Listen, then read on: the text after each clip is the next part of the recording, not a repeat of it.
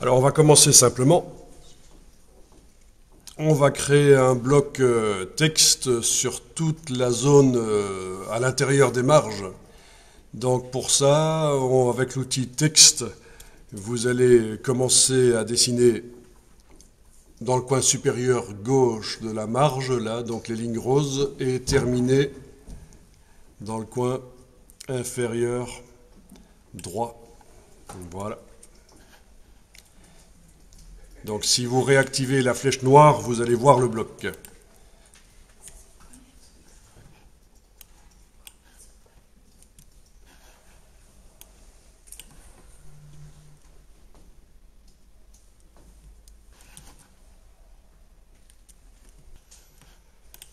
Donc il y a deux grandes manières de faire des documents dans InDesign. Et on va tester la première manière.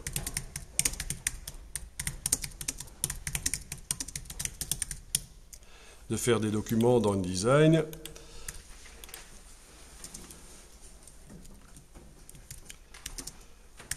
Ce qu'on appelle le flux continu et ce qu'on appelle la grille modulaire.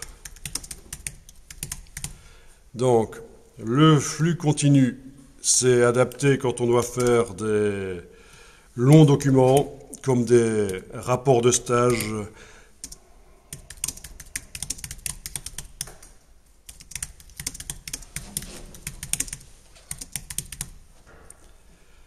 voilà, des rapports de stage. C'est des documents, je vais en reparler plus tard, je ne vais pas dire trop ici. Mais vous voyez à quoi ça peut ressembler. Donc des longs documents où d'une page à l'autre, ça ne change pas beaucoup la mise en page. Mais on a le contenu qui change, le texte et les images changent, mais la mise en page ne change pas beaucoup. Et la grille modulaire, c'est plus adapté aux documents de type brochure, magazine.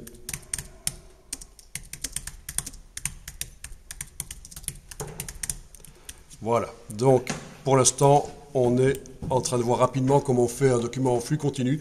Ça veut dire que si vous avez beaucoup de texte à mettre en page, beaucoup de texte et beaucoup d'images à montrer, et que ça doit être fait rapidement, vous allez pouvoir utiliser cette méthode.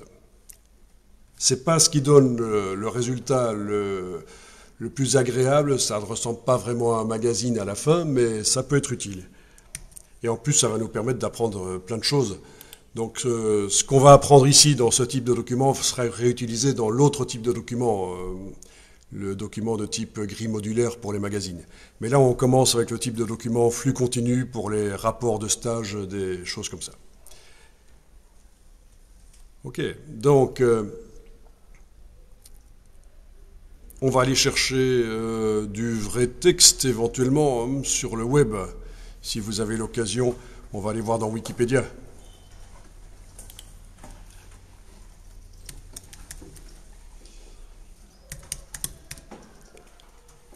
Plutôt que d'utiliser du faux texte latin, autant aller voir dans Wikipédia du vrai texte. Alors on va chercher un article qui est assez long, donc je vous laisse choisir, mais il faut que ce soit un article assez long. Voyez un peu s'ils ont un article sur les animaux. Animaux, voilà, oui. Oui, ça paraît quand même assez bien long, ça. Si vous recherchez un article sur les arbres ou sur d'autres sujets, vous risquez bien de tomber sur des articles assez longs. Et on va faire du copier-coller.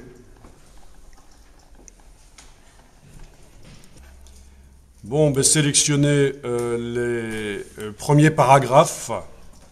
Donc vous voyez que je commence au début d'un paragraphe et je termine au dernier paragraphe avant le titre suivant. Une fois que c'est sélectionné, vous faites une copie, donc commande C sur le Mac. Et puis vous allez dans InDesign.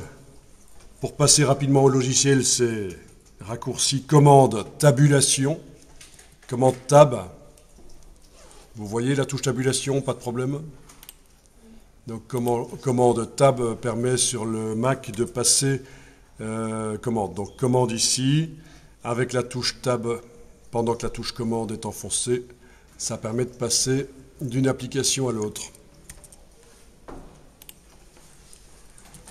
Voilà, assez facile.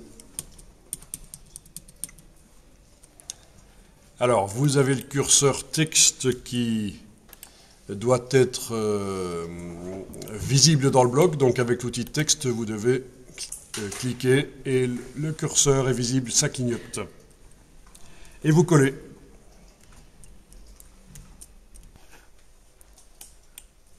On va demander que le bloc ait plusieurs colonnes.